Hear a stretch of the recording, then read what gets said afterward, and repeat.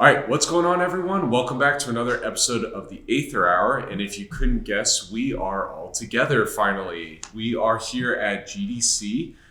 This is my first time ever. These guys have been here a couple times already, but we are here showcasing Aether and Iron and getting to talk about our game much more, considering it is coming out by the time this launches, it's going to be out in a couple weeks. So yeah, we are very excited. But today we have an extremely special guest. I mean, you guys already know Josh and Tyler, but we have Jay Zylstra, who is our president, with us today. So we thought it would be fun to get him to talk about some of the history behind the company, as well as his inspirations for starting this awesome studio. So I think we can kind of just dive right into it. And maybe Jay, could you tell us a little bit about some of your inspirations for, why did you decide to make Seismic Squirrel? Why did you want to dive into video games? I've always been making video games from the beginning. Back in 5th grade, I had a teacher that started teaching us programming, and I had to get myself a computer right after that, start programming. But this is a different era. It was a Commodore computer, awesome. not a modern computer. But back then, the way it worked is you would get a magazine, like now you'd get a game magazine, and it would review the games. And in the back of the magazine was the code that you type in to play the game. And so I did that because that's how you got games, unless you had the money to buy cartridges. Yeah. I didn't, because I was a little kid. And so I started, as I would do that time after time, started noticing patterns and started tweaking it and figuring out I could increase my firepower and alter my speed. And next thing you know, I'm loving it, and continued in that. Went to college, started studying programming with a focus on video games. And then the world changed a little bit, and this thing called the World Wide Web came along. And HTML fascinated me. The idea of being able to make web pages fascinated me, and I love business as well. So ended up going for a while into business software. And it's fun, it's satisfying. I solved some amazing challenges, but at the end of the day, nobody looks back on their experience in business software and says, that Salesforce automation system, that just changed my life. I'm going to remember that to my dying day. And so I was thinking, this isn't really something that lasts, especially most all the software I've worked on has been replaced probably 2 or 3 times over by now. People remember video games. There are video games that touch us, that touch our hearts, that inspire us, or just touch us in a way like literature can, or a great movie can. And each one of us have different games that have touched us. Star Control 2 was an important one to me. The humor, the storytelling, the exploration. It was one of the first big games I'd ever played. That and Starflight, one of EA's great games, back when EA made great games. And so it just inspired me to maybe rethink, what do I want to be doing? And I'd really kind of peaked in my business software career. Next step was either moving into management or doing something else. And so ended up considering what to do next.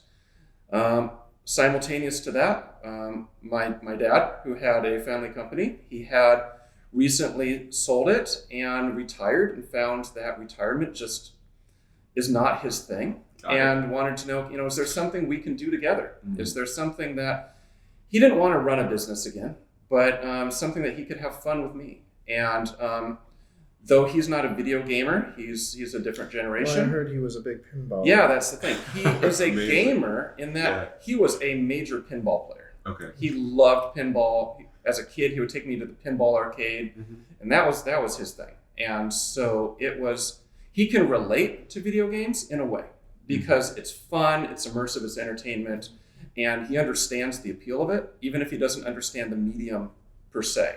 And so we were investigating, what to do, and let's work together. Video games also is something in my family. All the kids love video games. It's something that if I was to get back into this first passion, it's something that we can all share. And what we wanted to do here is we're not creating a startup. We're not looking for an exit. We're not trying to build a company and sell out. This is a family company. We're trying to build something that is going to last. We're bringing people in, joining our team, that are joining our family. And we're making something of value. And what we want to do is make some sort of games, the type of games that stick with you, which involves great storytelling, interesting creative mechanics, but also it has to have a heart. It's something that touches you in a way that games that are just being popped out for profit don't do. It takes longer. It's something that requires greater effort, but I think it's worth it, and it's just something that we'd like to do. No, that's great. Principles, the goals, the values, like it is very rare to have a company like that. And like I've been in other companies. This is the first video game company for me, but it's very rare to have a company owner that, yes, it needs to be a business and we need to be profitable so that we can continue making games in the future, but that has the idea towards like a healthy environment, bringing on the right people, wanting to invest in people, wanting to make quality games that are works of art, works of passion, instead of just penny pinching and trying to maximize profits. Like, and it's very interesting because going to GDC, talking to other devs, video games is a very unique industry because it's a clash of the business world and the world of creatives. Yeah. And they do not speak each other's language. And it is a very interesting combination of personality types and ambitions and goals. You have devs that are looking to just make a game that they're invested in, a quality work of art that they can be proud of.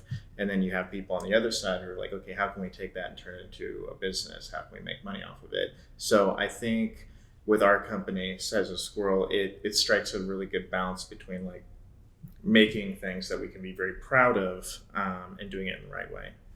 There's a lack of, I think, heart being put into creative products these days. If you look at the movies, so many of the stories are derivative. You look at just a lot of the content that's being created. It's just rehashing common tropes, common concepts. I'm not going to call out any specific ones, but we all know which movies and shows are just lacking really good writing.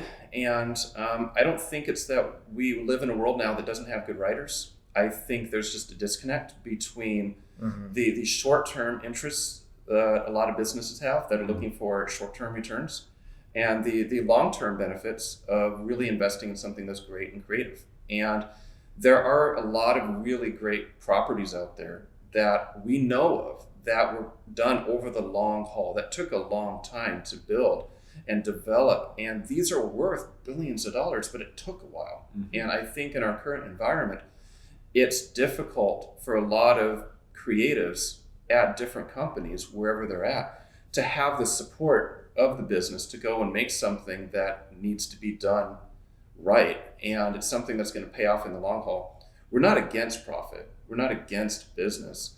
Business is still a great mechanism for matching the resources of a company in the sense of a people group, a company that wants to provide to the needs of some kind to a group of people. And people want video games. People want lots of products. And so as a company that wants to make great games, what we want to do is make something that is meaningful and touches people's hearts.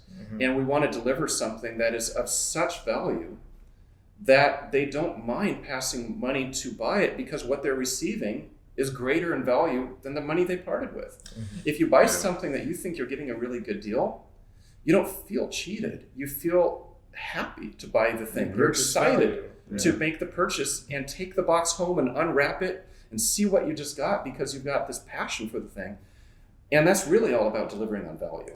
Yeah, and what was interesting was we had someone come in and ask us a couple questions a little bit ago, and he specifically asked, like, so were you guys trying to, find a hole in the market in particular? And it almost felt like we unintentionally did that in a way. We weren't seeking to be like, okay, this genre of flying cars is missing right now in the marketplace and blah, blah, blah. It was more just like, exactly like you're saying, what we feel like is missing is the very deep storytelling and the feeling like you're going to walk away with an experience that's memorable. There's definitely like market research that you do before making a game, and there are definitely genres that have a much higher risk of like, just because the player base isn't there. So if you were going to do a very large project in a very small genre, there's a lot more risk you're taking on with it not covering the project costs or being able to even fund additional projects.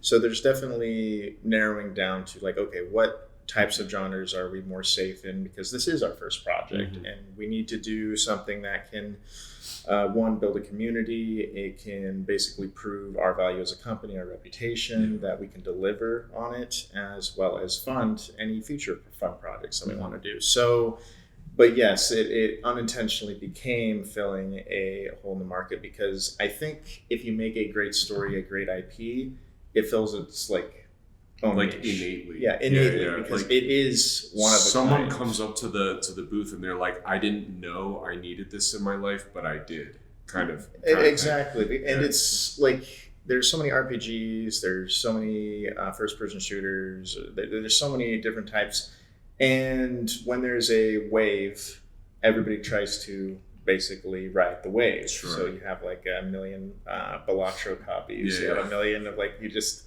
everybody's trying to ride that wave, versus I think making your own story and making it compelling, adding that depth, that immersion, with a unique combination of mechanics, but it creates its own need. Yeah. Well, I think there's a lot of timeless principles in video games, and again, I've been doing video games for a very long time, and I've noticed there are patterns to successful games. And one of the things we really wanted to do was look back on what make the great successful games over time. Some of them that we considered may look very dated today, but there are principles that would still work today if they were just updated.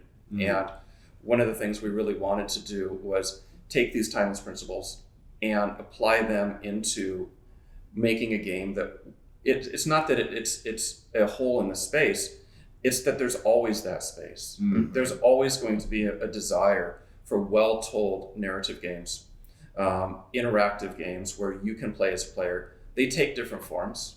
Some of them are turn-based tactical. You've got games that are action games. I mean, Octopath Traveler and Mass Effect, very different games. Both have stories, both have characters that you might really enjoy.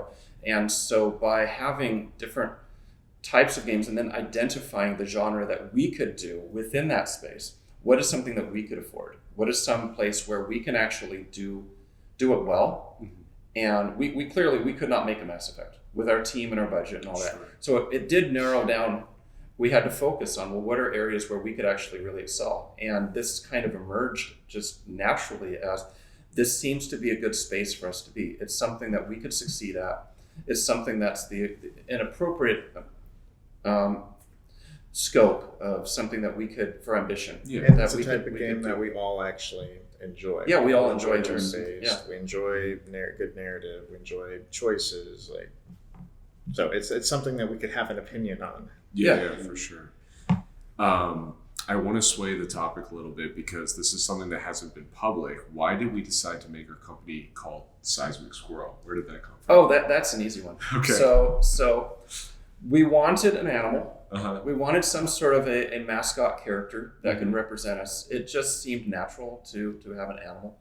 And I was in my office and I looked out the window and there's squirrels running all up and down the tree. And one of the things we wanted to do was we wanted an animal that would capture the fun, the playfulness, the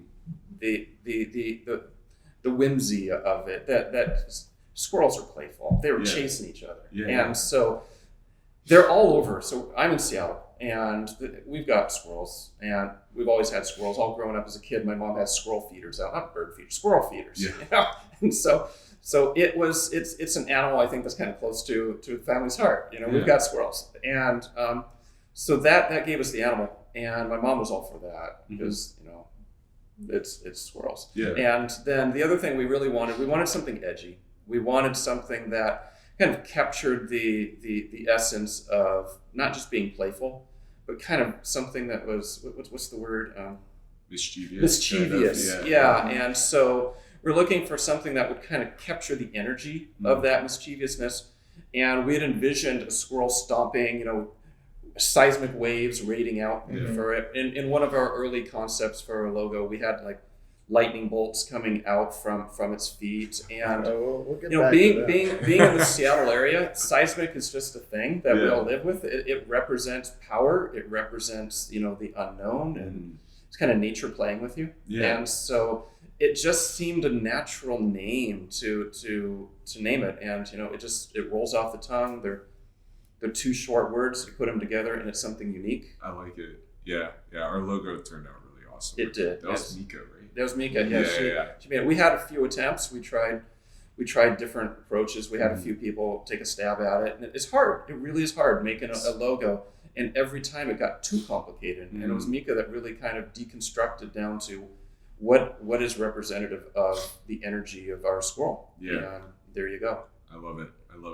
So maybe let's talk a little bit about GDC, because like I said, this is my first one, and I came in not really knowing what to expect. That with saying I am exhausted. Yeah, we're all dead tired right now. But it's because we had a lot of fun and a lot of opportunities over the past week. I'll say just for me, not knowing what to get out of this week, what's really cool about it in particular, having attended other shows, is how much business and networking focus it is. It's like, I think I've linked in with like 30 people since I've been here. GDC's, it's primarily like B2B. Yeah, no, I know. It's just, you can't exactly picture that unless you've been there or been to another like big business conference. But it's really nice that they have all of the talks, a lot of guest speakers. There's a lot of people that have a lot of experience in this industry. So for anyone that hasn't attended and is really interested in game dev, I think it's a great place to come and like learn and more or less like get inspired by just the people that are surrounding you. For me, like in my mind, the year doesn't really start until GDC, and it just kind of kicks off the rest of the year. But it's great for like getting inspired. Everybody's excited for like this year because it's usually in February, March. It's in March. So how did you guys? How did you guys feel it's different from other years? Because I've heard there has been it's some gotten changes. Smaller. Okay. That's for sure. Yeah, much smaller. I think one of our favorite events to go to every year is the Courage XL Showcase at the beginning of the week, Sunday night. And it's our favorite because you walk in, it's all these indie studios that are full of energy, excitement, they're ready to show off what they've made, and you get to kind of just engage in a community that feels small and intimate, and it is truly wonderful.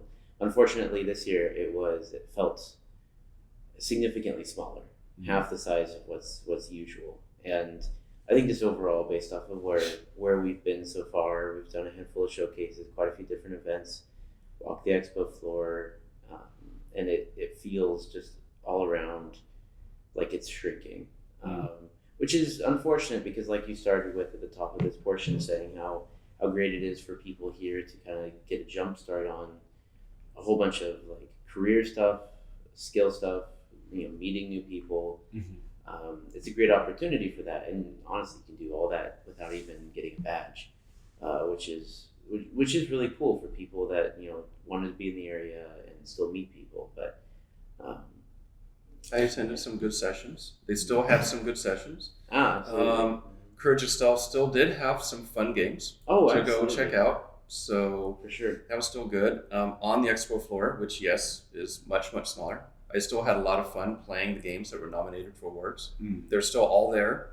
My favorite is definitely the makeshift video games or the alt controllers. The alt controller section it's so entertaining to see. is bigger this year. Not more exhibitors, but there's bigger space, which partly was because you needed the giant hamster ball for people to run in. I got to play the game with the big scissors. That one was they a needed highlight. space. Yeah. I think they learned that they just need to give these alt controllers more space. Yeah. Well, I think my favorite was the when we're brushing teeth of a giant monster. Oh yeah, I did. I enjoyed it. That Because was I really brushed, cool. you flossed, and we were able to save this big sea monster from. We got a having really tooth high decay. score on that. We super high, the highest. We were pros at dentistry. Dinosaur dentistry. Dinosaur dentistry. Yeah. Yes. Yeah. I mean, don't know if that translates well. another thing about GDC, which is just really fun, is just running into people, and you experience Oh, that on yeah. the first day. Oh, yeah. It's just like you're not really sure. Like you're gonna meet new friends, a bunch of new friends, as well as reconnect with a bunch of old friends, and you never really know who's around the next corner. Yeah, it's like such a small world, even though I don't know the head count, there's a lot of people here, but at the same time, it's like you attend enough things and you start to know people or know people that know other people. So I think it's, like I said, a really good opportunity to just like meet new people because you never know where that connection is going to take you later on. So yeah, it's been I've loved this week so far. It's been Yeah. great. Yeah. I was surprised, like, because we weren't even going to go to the park meetup. I know. But we go to the park meetup, Yeah. and we're just there, and it was hosted by Kai Yeah. from Seattle. And then, what was his name? George, who Yeah. recognized you after He goes, years. Nick? And I'm like, what? I had to like, it took me a second because I never met him in real life. It was like an online acquaintance. And he just like, and this guy's from Korea. He flew from Korea to come here. And I To just go to that randomly meetup. ran into him at a park. So yeah, it was really cool. That's exactly what happens at GDC. Yeah, it's great. And I think the it's all good with all the professional building and Yeah. meeting friends, but then I'd be lying if I didn't say that the breakfast was one of the best parts of being here. Not just going to Mel's Diner, but we did the first few days. We did the New York breakfast, which was pretty that's true. fantastic. We met some great people from there. They fed us, and so they put us in a good mood. And then, actually, just a quick aside. One of while we were there, I think because you're talking, Jay, about the origin of the company and whatnot.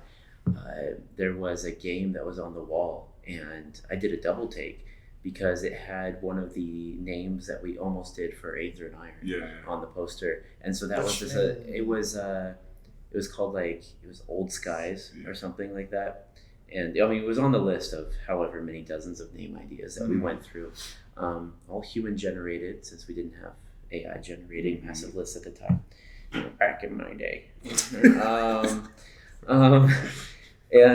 But then the next day we had the Nordic breakfast, which was also really cool. We got to listen to the cultural minister of Estonia speak, talk about the industry over there, which was really cool. And so we got to meet some really interesting people from around the world and had some good food. Because I think at the end of the day, I was talking with somebody actually just right before this about what is GDC good for? Is just developing relationships, and I don't mean that in the corporate sense, but like making friends, and there's rare places better to make friends than over sharing a meal. So, everyone here, I mean, most people here are here with the intention of wanting to make other cool stuff, and I think that's what is most inspiring about it. Is we're all gamers, we all have the same general mission, even though we have a million different genres and storylines that we're trying to funnel that mission through. So many ways to accomplish it.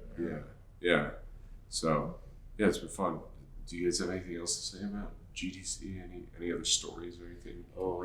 We could go on. We could We could do a full-on episode on just GDC stories. Well, I mean, there's a lot of stuff that comes out after GDC. Like, what did you learn? What's the GDC retrospective? Yeah. What is the state of the industry? And I mean, I don't know. I don't know what impression you can get on the state of the industry from coming to GDC. Everybody's really into AI.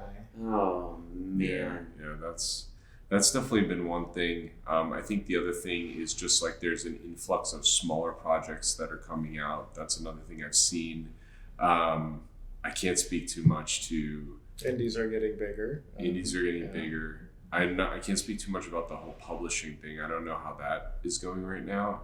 But and the other thing that's kind of bizarre is there's not a very big presence of huge companies, at least on the show floor. That is true. Like now, that doesn't mean they're missing from the event. No. But it's kind of like they're not choosing to set up. And I think you had also mentioned in previous years there was a lot more vendors that were just selling services, and that seems to be most of the vendors now seem to.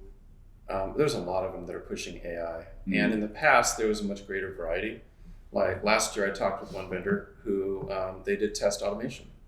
They seem to have a compelling product, so I had a conversation with them. You've got all kinds of vendors that are meeting the different needs of video game makers. Yeah. And this year, there really wasn't many tools, unless you're just talking about Microsoft Azure or something, except for the big ones, or all the AI stuff. There really wasn't nearly as much of that. There was a lot of vendors, like usual, pushing, they provide localization services, a few of them doing art services as well. But the tools that really empower people to go and make great games are just not represented here this year. Yeah, and even like Unity didn't have a booth. Yeah, they didn't have one. I was surprised. But I ran into Did Dell have anything? I don't I think didn't I didn't even see see anyone them. from No, Bordeaux. I'm thinking. I was now- only down there for like 30 minutes, so I didn't get to go. No, I mean, Well, you can walk the whole floor in You 40, can- so that's Yeah, not, but I not was an mostly excuse. standing with you next to the indie booth Oh, for yeah. the nominations. no. Honestly, going through, there was just a surprising lack of much of anything. I will say though, what's always cool every year that they seem to show up is the different country booths. Yes, Spain was here. Spain, Germany, Chile, Italy, Chile. Brazil, Mhm. Kyrgyzstan. Kyrgyzstan. The Did the Swiss have their booth? I didn't see theirs. Well, I usually- saw Swiss Games at a booth, At someplace. Courage Excel, I think, right? Courage Yeah. Excel Yeah, was theirs. that's right. I didn't see their booth on the floor I here, didn't see it. but Swiss Games is here in the city somewhere.